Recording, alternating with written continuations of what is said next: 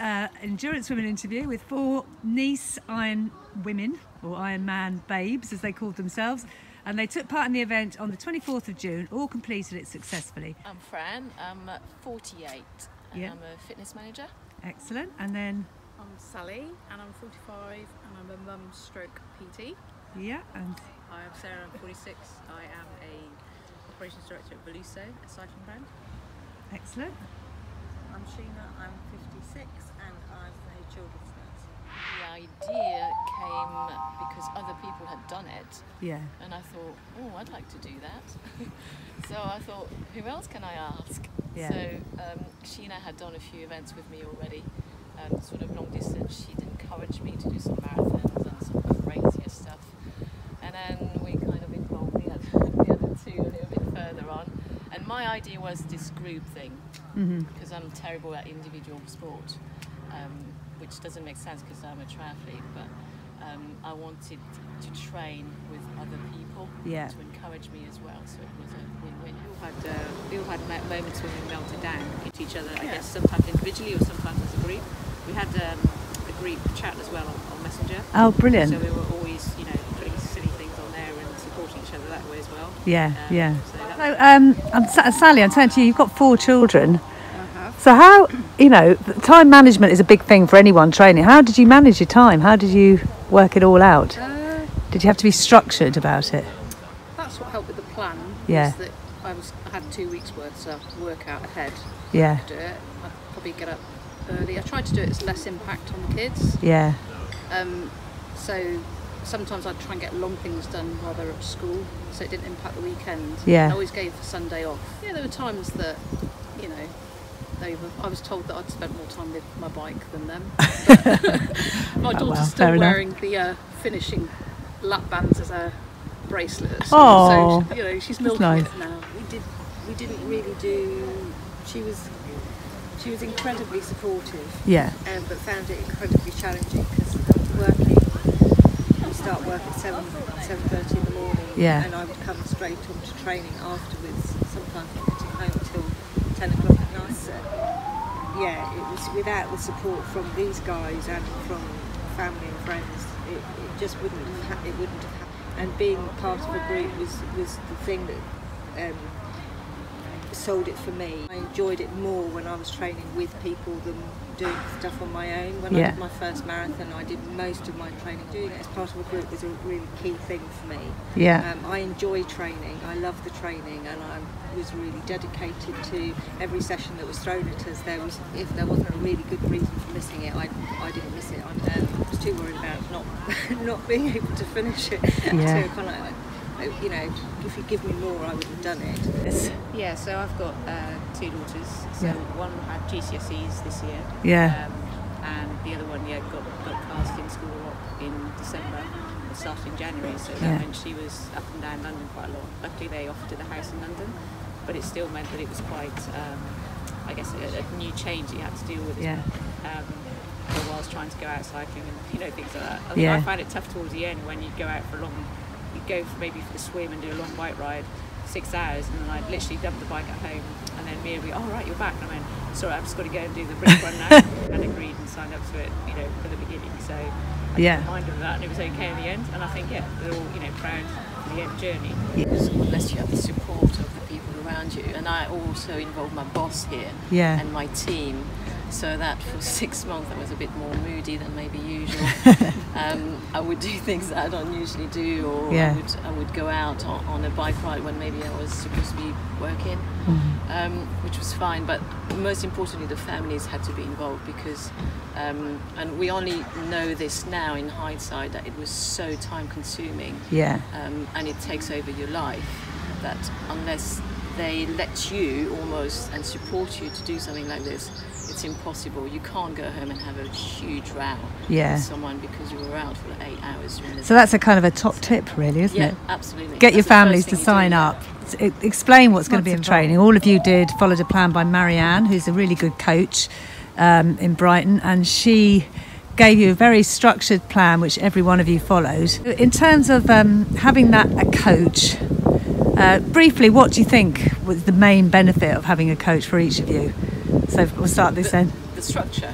I'd used Marianne before for 2 of my Xterra races, and both times I failed, not because of her, because I didn't follow the plan. Yeah. So I thought this time I will, and there was absolutely no failure. Yeah. We followed it to the T, and especially for me, which is a problem with training, I simply don't like it. Yeah. No, I think it's definitely being accountable, Yeah. which is why now I sort of have a coffee, do 10 reps of something and then chat, because it's not accountable. Yeah. But, And you really liked having a plan, didn't you? I remember you saying. The plan. And you did every session, didn't you? Yeah. I think That's she probably did amazing. every single session. Yeah, I did just one. I might have skipped or maybe dropped to swim if I had something else going on. But generally the plan was brilliant, because it takes or consumes so much headspace to work out what you were doing. Yeah. So I just had a list of stuff. You could juggle it for each week's different. And also you wanted to make sure that you're doing the right training and learn from the experience. Yeah. I struggled with the plan. Did you? Because I was used to doing my own thing when I wanted to, that sort of thing. So having the plan at the beginning, and also Marianne obviously had spoken to us and knew what our strengths and weaknesses were. So there was less running than I wanted to do, and more of other stuff. And it was kind of like, well, yeah, but I'm not doing enough. And having done marathon training before, it was so much less than I was used to doing in terms of the running. Kind of like, it was very structured with me. You do these sessions this day, this. So it was very structured. Yeah. So I found it a challenge at the beginning, but now I'm bereft without. Our goal was for all of us, was to finish the event. It wasn't to do it in a particular time. It was to finish the event. And if you're giving it everything on the swim and the bike, you're not sure what you're going to get, so you just need to be able to complete the run. You're not doing a marathon for a time. Well, good. I think it felt the easiest marathon I've done. Wow. Because normally I have a meltdown between 18 and 22. Yeah. Just a personal thing of you start losing a bit with your head and then you come back. I didn't really have any of that. Plus I also get quite a lot of gut issues. Yeah. And I managed to get that right as well. So for me it felt actually really nice, and probably running on the flat, it's much easier to get into a rhythm. Yeah. So actually you're quite glad to get off the bike after 7 hours, and then when you hit the run, actually your legs just go. So I went off too fast. Yeah. So I just remember to slow down, and then just got into a rhythm. I thought I Amazing. felt as broken after. Yeah. I felt more broken after a marathon on its own. Wow. I think when you run a marathon, you are so focused on not stopping. Yeah. And time. So you're really pushing yourself as much as possible. And then you kind of naturally go through those kind of moments in your head of, realising that you've been running for 3 hours and you've got another hour or so to go. But with this one, it's like you're on the last part of it. So if you can just complete it, you've managed to complete an Ironman. Did any of you sort of come away with something, I think I feel more confident, or I can do a bit more in life, or realise you could stretch yourself further? Training is always my problem. I simply don't like it. I would just turn up for a race and wing it, because you naturally have a good basis of fitness, or you don't, and you can do certain things. But when I embark on this journey, and it's probably something that I didn't really mention it along the way, but I was a guinea pig for a life coach as well. Ah, brilliant. So for 12 weeks, I was on the call every Thursday, and I kind of used it in some of the swimming sessions, which is my worst discipline. When I'm doing this, and it was kind of instilled into me that this is something I can do. Yeah. Just the training. I didn't even know about the event, but just the training, turning up for the training sessions, being here and just doing it, and that person really, really helped me. Help along this. I struggle from crippling anxiety, which made me say no about 3-4 times. Yeah. Even watching the video, I'd want to breathe into a paper bag. Of, seeing that mass swim. Yeah. And it's conquering that, and also I actually really enjoyed the mass swim. Yeah. And it's that thing where it was quite adventurous. So the thing that you fear, sometimes you're actually quite. It's never what you feared. Yeah, Do you know yeah. what I mean? So yeah. It's quite sort of nice to have not allowed the anxiety to overrule me doing something like that. Probably 2 lengths of front pull, which was putting me off from entering triathlon. But in 2016, I entered the one here. Yeah. And that went well. So my swimming still wasn't great, but then I had lessons here and with Marianne, and I think that I only felt confident that I could swim when I did the Chichester Ironman open water swim at the beginning of June. Yeah. When I thought it all came together, I felt quite comfortable in the water, and I thought, oh, I know I can do the swim now. Whereas I was panicking and got really nervous that if I don't do the swim, then I might have to relax, I might not be able to make it. Yeah. But actually, in the end, we all enjoyed the swim. You know, the swim was really cool, and I love like swimming in open water now. So that kind of fear is gone. And I think the challenge originally, when Fran first started, I was like, oh, well, I can't do it because I won't be able to swim. And it's actually taking on such a big challenge, and then like breaking it all down. Yeah. And then, crossing that finish line, going, oh my God, I actually did it.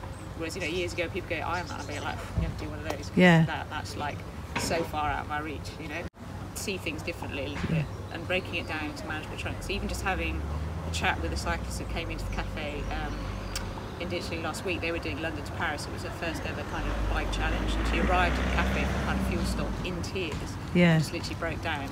And I was like, you'll be fine, you'll be able to do it. You just got to believe in yourself and break it down, and not think about going to Paris, just think about, going to Newhaven next. Yeah. Sheena, your story, as I said, we touched on it. So you've taken on a massive, you really have changed your life. So if you tell us briefly what your 8 years ago, Well, eight years ago, I was a size 20, and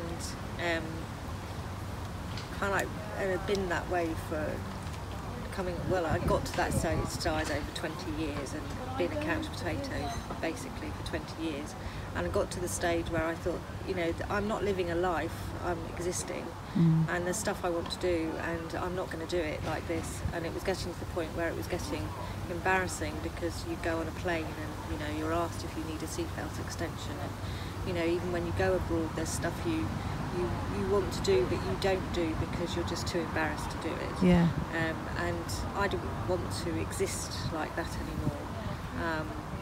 And so we started on the fitness journey. We joined the gym here.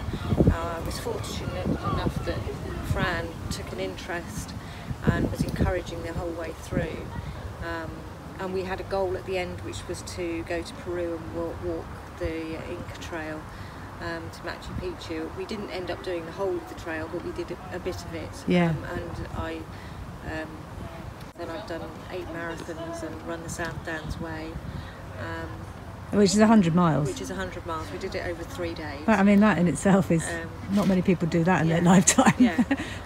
But doing triathlon was again something that Fran encouraged me to do, because she knew what my strengths were. She knew what my weaknesses were, and I still managed to fall off the bike on a regular occurrence. But I would have never have dreamed of doing an Ironman. Yeah. But the motto for Ironman is anything is possible, and I think now we've done it, you have that belief that anything is possible. What's your theory as to why not as many women do Ironman? Have any of you thought about that and wonder why they don't? I think it's that fear. That's exactly what it is, because we speak to a lot of women. I teach spin, and I get probably a 50-50 men and women in my classes. And when we start to tell them, come and actually ride outside of here, and we're going in a group, and we say, okay, well, who's in the group? And there are men, and they thought, no, I can't do this. And it's this fear of not being able to. And yet, if they tried and actually could see what they can achieve, and we are waiting for them and we'll encourage them, it's that first step, isn't it? It's to get them to see what they can actually, what they are capable of. One thing I noticed when we pre-talked, you all said your goal was to just finish it and enjoy it. So, would you all agree that's what happened? Well, secretly. Were there dark moments for any of you? I know there was lots of highs. It was just like a brilliant adventure on the day. It was fantastic. Support, everything. It was just Felt like it really did come together, definitely. Yeah. such a lovely experience. Amazing. And you finish feeling like it's really nice to feel mentally and physically strong and able. Yeah. And I'm scared of losing that, because that's why you just want to keep it, because you just. I think we're still riding the high, actually. Yeah. Still think, Well, so you should. That was amazing. There are only 10% women at Ironman, Nice. Probably in the age category, you're again in another minority. Yeah. Would you do it again? We all said we're only going to do one. It's like childbirth, isn't it? I